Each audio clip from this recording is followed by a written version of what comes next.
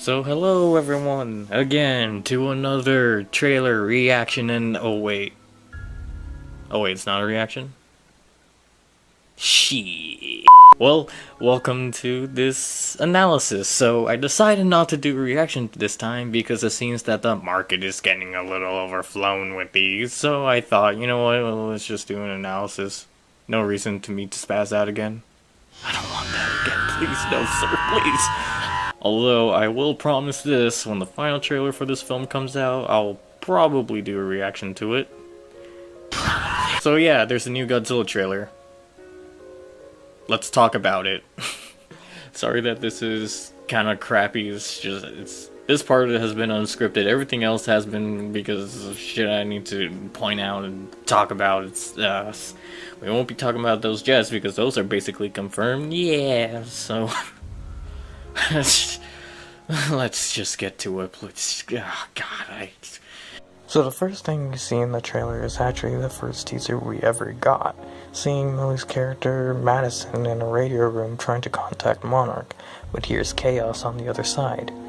A few other shots have been injected into this sequence. It's basically the exact same from the Tokyo Comic-Con preview that was leaked, just with one shot taken out of it. Unfortunately, that shot was this. The one where we see the Muto head being harvested or studied.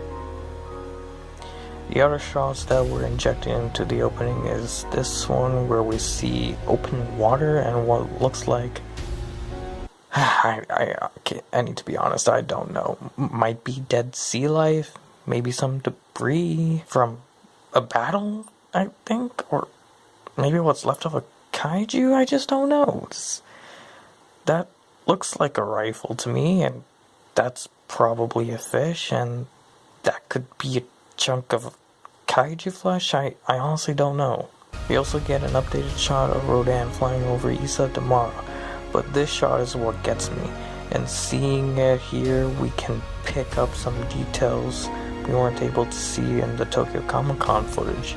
If you look closely, you can see the shadowy silhouette of Ghidorah behind the clouds, pretty much in the center of the storm. Now let's talk about the individual kaijus. Let's start with Rodan, and by God, he looks like, well, a god.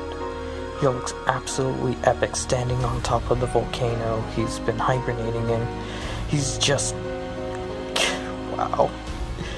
Then there's the promo shot of him flying over the town, completely decimating it.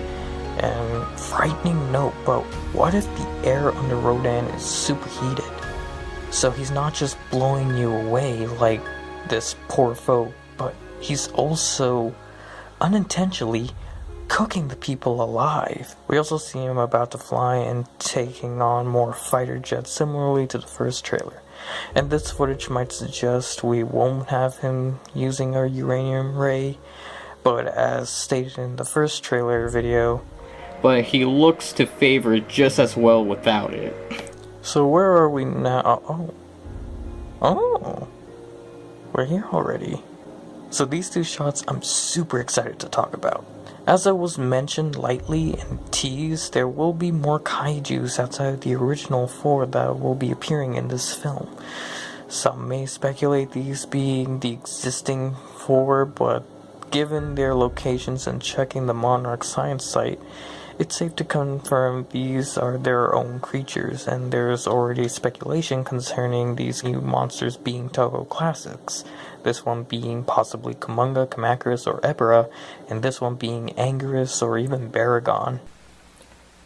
But it's safe to remember Warner and Legendary probably have licensing surrounding the original 4, those being Mothra, Rodan, Godzilla, and King Ghidorah. It isn't really clear where these kaijus are, but looking at the Monarch science map, I have a few predictions. The first kaiju we see might be in the western United States, around these two locations, and the second kaiju is also possible to be in that said location, and possibly near Florida. But one could also speculate that they could be halfway across the world, with the first kaiju possibly being in any of the following locations in the Middle East, while the second kaiju could possibly be as far north as, well, Russia. given the terrain and the geography of the locations. So along with small details like oil pumps or small suburbias being in the shots. The next shots I want to talk about is this council scene. The dialogue from this scene essentially carries the whole trailer, but there was this line that Ken Watanabe's character, Yoshiro Zerasawa, makes, and I heard about it in a description for the trailer that was published the other day during the Brazil Comic-Con panel, and I thought this comment was going to be goofy or cliche, but then you hear it and... So you'd want to make Godzilla our pet? No. We would be his. Damn, son, probably one of the most serious moments this trailer has to offer. Anyway, let's go to Mothra, since she's next on our list.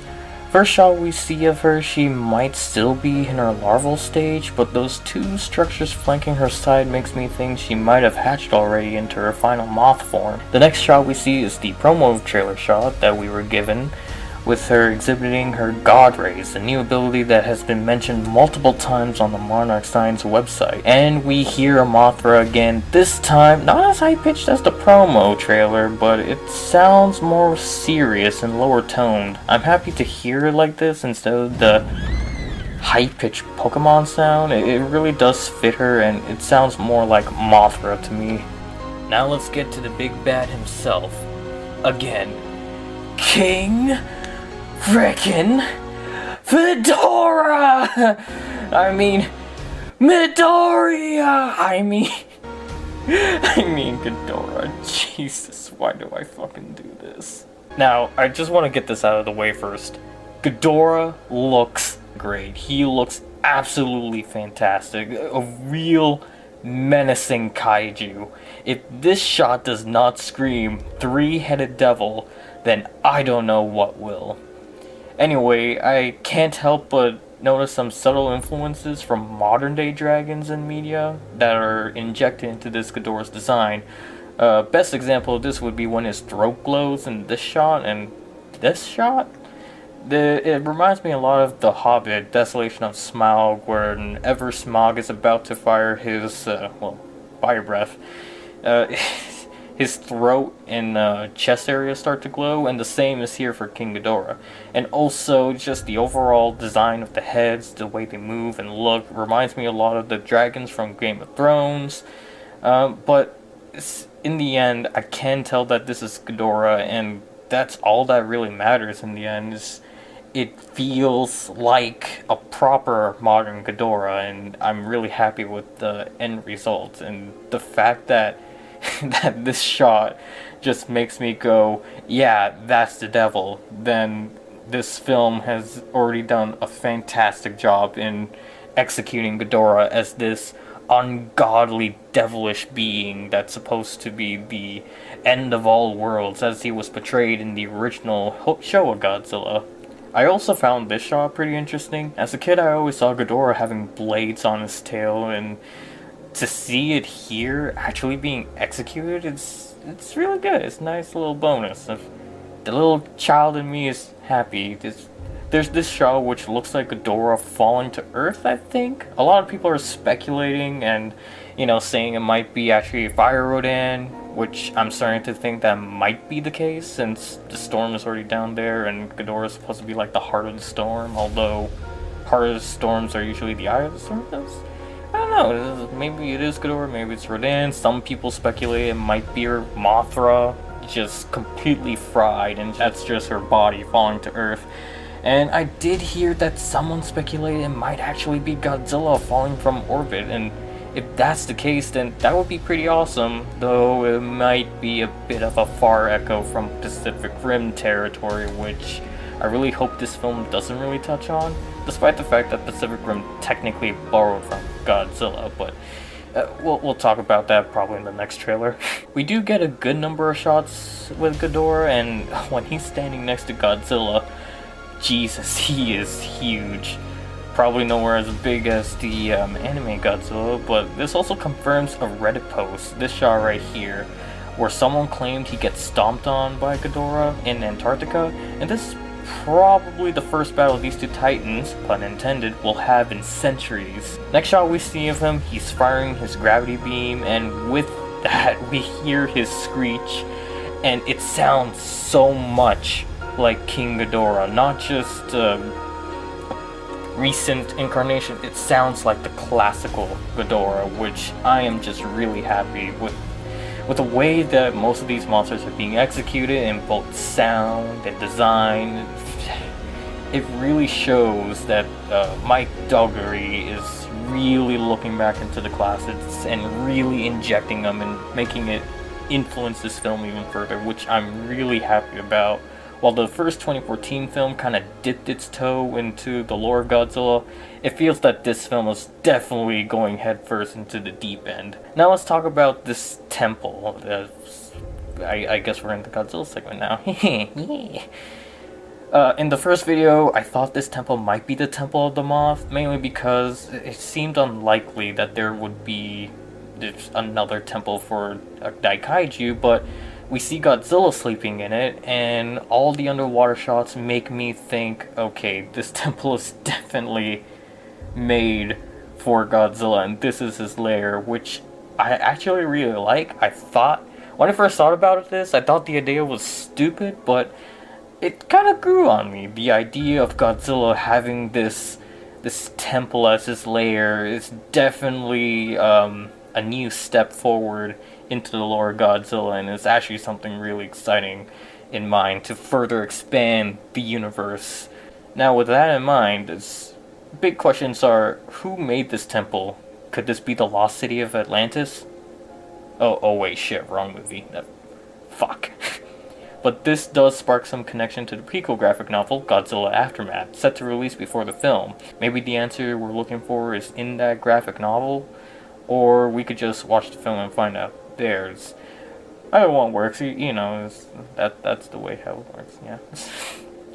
The last shot we see of Godzilla in his temple, or what I thought was this temple, looks like he might be in his burning state, running through and melting and destroying everything and not even touching it. I mean, look at that, it's just melting away. But what I thought was his temple being destroyed, after looking at it a bit closer, I noticed there was a billboard in the shot.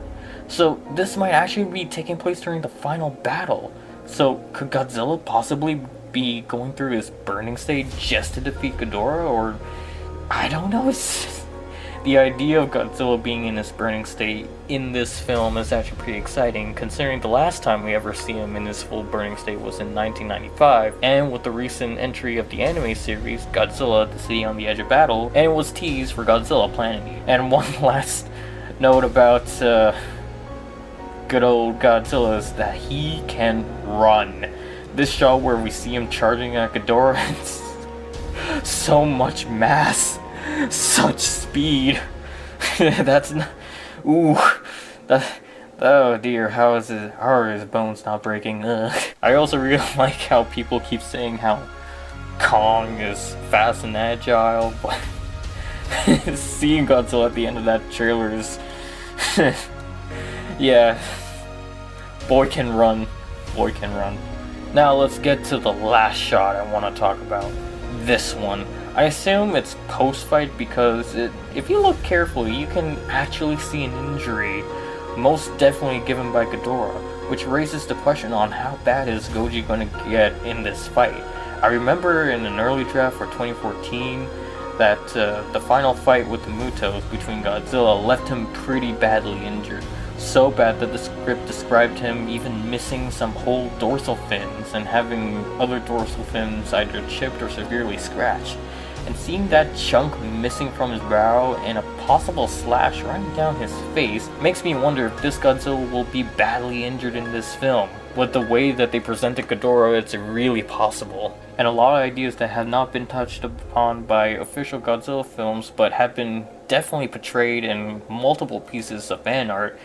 Maybe this Godzilla will be severely injured and possibly missing some dorsal fins like he did in that original 2014 script. And yeah, that is my analysis on the Godzilla trailer. Honestly, I am kind of glad I didn't do a reaction because I'm pretty sure I would have come out even more cringy and screaming like a frickin' coyote who got his leg stuck in a trap or something like that.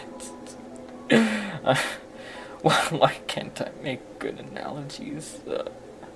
So I hope you guys enjoyed this video. Make sure you guys leave a comment in case I missed anything from this trailer, because like the first one, I'm pretty sure I missed a lot of the details that I could have mentioned, but I didn't.